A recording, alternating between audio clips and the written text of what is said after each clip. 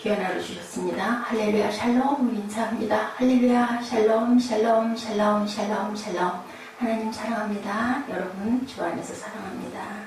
예, 오늘 너의 이름 너는 하나님의 자녀이니 라는 제목으로 말씀을 은혜를 나눕니다. 오늘 14장 1절에서 21절까지 우리 함께 합독했습니다.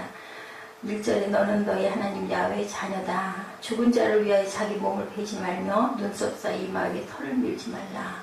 아마 그 시대에는 그 사랑하는 사람이나 가까운 집안 식구가 돌아가면 눈썹 사이에 털을 밀었나 봐요. 몸에 상처를 그 아픈 애통한 마음으로 상처를 냈던 것 같습니다. 자기 몸을 베지 말며 눈썹 사이 이마 위에 털을 밀지 말라. 두 번째 2절 너는 내 하나님 야훼의 성민이라 라고 말씀하죠. 야훼께서 지상 만민 중에서 너를 택하여 자기 기업의 백성으로 삼으셨느니라.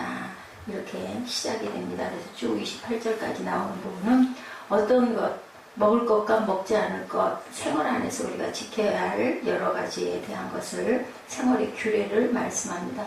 이 모든 것을 먹을 거 안 먹을 걸 챙겨가면서 먹고 그 마시기가 얼마나 어려웠을까. 그리고 11장에 보면 이스라엘 백성이 가나안에 들어갔을 때 복과 저주에 대해서 말씀하죠. 하나님의 말씀에 순종하면 생명과 복을 받고 말씀에 순종하지 않으면 죽음과 저주와 파멸이 주어질 것이다. 그래서 신명기 11장은 복과 저주가 있는 그러한 장인데 사실은 저주의 길이 아닌 축복의 길로 가라고 하나님께서 우리에게 항상 답을 주시죠. 이렇게 말씀을 하고 계시고, 그리고 또한 12장은 가나안에 들어가거든 그 택하실 곳에서 예배하라 라는 말씀을 하죠. 그곳에서 먹고 그리고 거기서 함께 네 형제 자매 그리고 레위인과 종복과 함께 나누고 먹어라. 규례에 대한 말씀을 합니다. 그리고 13장은 이단을 경계하라. 계속 그죠? 다른 사람들과는 함께 섞이지 마라. 그게 혹 너희 형제 자매일지라도 아니면 내 부모, 형제 또한 아내나 남편이라 할지라도 이단은 절대 안 된다. 그리고 나서 이제 14장에 생활의 규례에 대해서 하나님의 백성은 성별되게 살아야 된다. 왜? 나는 거룩하니 너희도 거룩하라고 말씀하죠. 1, 2절에 이렇게 성별되게 너는 하나님 야훼의 자녀다. 두 번째는 너는 이 하나님 야훼의 성민이라. 내가 너를 택하여 세웠느니라고 말씀합니다. 그 시절에도 같이 죽은 사람과 같이 묻는 그런 순장 제도도 있었다고 그래요. 그리고 아까 말한 대로 그 가까운 사랑하는 사람이 돌아가면 몸에다 일부러 상처를 내고 그 눈썹 사이에 털을 밀고 아마 이런 그 제도가 있었던 것 같습니다. 그리고는 두 번째 쭉 이루어지는 게 3절부터 18절까지는 18, 19절까지는 모두 다 21절까지 그러죠. 21절에는 너희는 너희 하나님 야훼의 성민이라고 다시 나옵니다. 20절까지 정한 새는 모두 너희가 먹어라. 어떤 거 기어다니는 거, 고기 종류, 또 물고기 종류, 어떤 건 먹고 어떤 건 먹지 말아라. 그리고 21절에 너희는 너희 하나님 야훼의 성민이라. 스스로 죽은 모든 것은 먹지 말 것이나 그것을 성중에 거류하는 객에게 주어 먹게 하거나 이방인에게 파는 것은 가하니라. 지나가는 객에게 주는 건 괜찮대. 본인들은 먹지. 스스로 죽은 것들은. 그리고 너는 염소 새끼를 그 어미의 젖에 삶지 말지니라. 이렇게 말씀을 합니다. 부정한 음식을 삼가라는 얘기를 쭉 3절에서 8절, 어류에 대한 것 9절에서 10절, 조류에 대한 것 11절에서 20절, 정함과 부정함의 기준, 그리고 기타 음식 규례가 21절에 잠깐 소개가 됩니다. 짐승은 굽이 갈라지고 되새김질하는 것만 먹을 수 있고, 물고기는 지느러미와 비늘이 있는 것만 먹을 수 있고, 날짐승의 경우에는 먹지 못하는 새들, 날기다고 기어다니기도 하는 것은 먹을 수 없고, 이런 것들이 의식법이라고 이렇게 나타나 있죠. 참 어려웠을 것 같다. 먹어야 할 음식과 먹어서는 안 될 음식. 그러다 보니 나중에는 예수님 오셔서는 어떻게 해요? 이제는 하늘에서 바구니가 내려와서 부정한 것, 그거 먹지 못합니다. 베드로 가니까 내가 정하다고 하면 먹을 수 있는 거니까 먹어라 라고 말씀을 하시죠. 그것이 이방인과의 하나가 되는 어떤 역사이기도 하고, 음식에 대한 규례가 워낙 많았기 때문에 그렇게 해서 이제는 너희들이 마음에 정말 먹고자 하는 것은 먹고 그렇지 못한 것은 그것이 어디까지 할례까지 이어지죠. 꼭 할례를 받았다고 해서 내 자녀가 안 받았다고 아닌 게 아니라 중요한 것은 내 마음 중심이라고 말씀합니다. 율법보다 중요한 것 이스라엘이 누구냐라고 얘기를 하죠. 그 이스라엘이 바로 너희들이라, 이스라엘의 자녀라, 택한 자녀라. 그래서 보면 출애굽의 세대가 있고 출애굽에서 가나안에 들어가는 세대가 달라요. 광야 교회라고 얘기를 하죠. 그래서 교회 안에서 선별되어서 이제 가나안에 들어갈 그러한 정말 소수의 인원들이 있다라는 그런 축복의 자녀들, 하나님 야훼 너희는 자녀다. 지극히 평범해 보이는 하나님 여호와의 자녀, 이것은 정말 깊은 의미를 가지고 있다.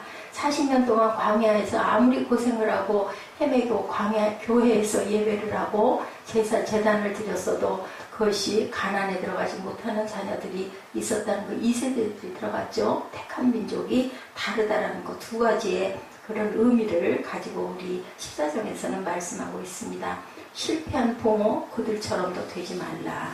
예, 참 누구 닮았다, 아버지랑 붕어빵이야, 엄마랑 똑같아, 이런 얘기가 그것이 참 사랑스러운 표현, 그리운 표현이 되어야 할 텐데, 아주 나쁜 의미로 보면 치아빠가 그러더니 똑같아 라고 저주의 말이 또 주변에서 이 얘기가 들려지기도 하는데 정말 가슴이 아픈 일이죠. 근데 하나님께서 너는 내 자녀야, 내 딸이야, 내 아들이야, 이렇게 말을 들었다면 우리는 어떻겠어요? 너무나 감사할 일인데, 그 대신 아버지 닮았다 소리를 들어야 되겠죠. 내 하나님 야훼의 자녀다. 당신의 이름, 하나님이라는 그 이름만으로도 충분하실 텐데, 하나님 여호와라고 두 번 강조하죠. 보니 1절이죠. 너희는 너희 하나님 여호와 자녀이니 라고 이렇게 말씀합니다. 그 이유는 스스로를 높이심이 아니라 자존감이 낮고 수치심에 휩싸여 있는 이스라엘에게 자긍감을 가지라고, 자존을 가지라고 이렇게 말씀을 하죠. 너는 부끄러운 내 부모의 자녀가 아니라 창조주 만군의 여호와 나의 자녀야 라고 위로하는 거예요. 그러니 그런 자존심을 갖고 살아가라라는 말씀을 하고 있습니다.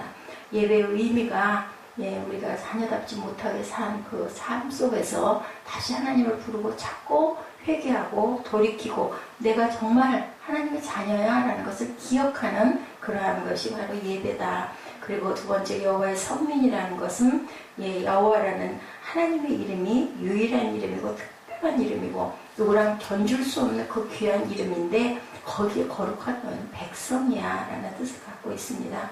거룩한 백성이라는 건 순결하고 구별되고 또한 출신 성분부터가 달라, 이런 뜻을 말하고 있죠. 옛말에 그런 말이 있어요. 쟤는 금수저를 물고 태어났어.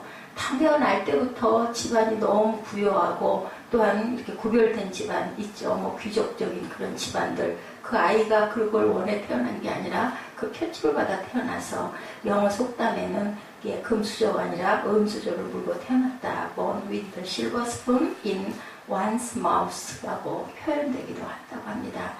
서양 중세 시대에 일반 서민들은 나무숟가락을 썼는데 귀족들은 은수저. 우리나라에도 어렸을 때 아이들 은수저 해줘요. 돌대고 하면은. 그래서 그 수저를 가지고 밥을 먹는 경우들이 많죠.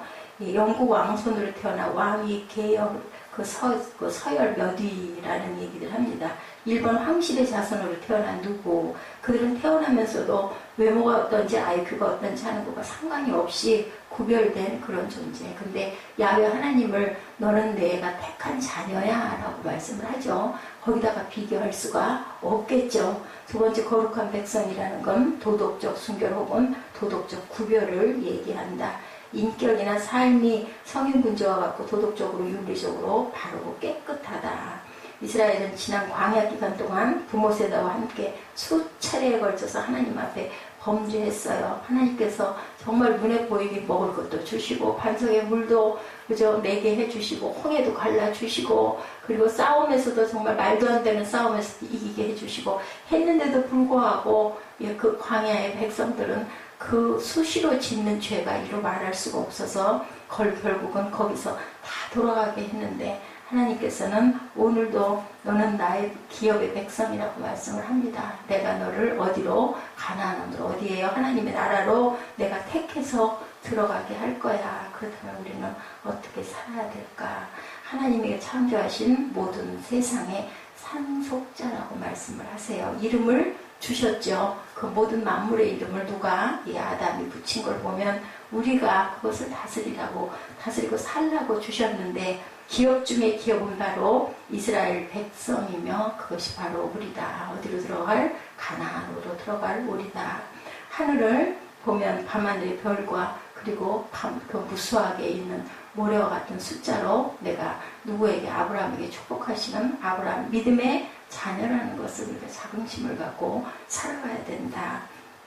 하나님은 우주나 이 세상의 어떤 것보다 하나님의 최고의 기업은 바로 저와 여러분이라고 말씀합니다. 그렇게 귀한 이름 주셨는데 귀한 그런 아버지를 주셨는데 우리가 얼마나 감사한지 어려운 일이 있든 힘든 일이 있든 하나님의 말씀과 율례대로 어디서 택하실 그곳에서 먹고 마시고 그리고 우리는 거룩한 자녀다 택하신 민족이라는 자긍심으로 살아가야 되는 저와 여러분이라는 것 너는 하나님 여호와의 자녀이니라를 잊지 않으시는 저와 여러분 되시고 또한 우리 추석을 잘 준비하는 이 아주 귀한 나중에 생각해도 너무너무 그 기간 동안이 너무 즐겁고 좋았다 그런 마음이 들 수 있도록 귀하게 계획하시는 저와 여러분 되시길 주님의 이름으로 축복합니다. 기도하시겠습니다.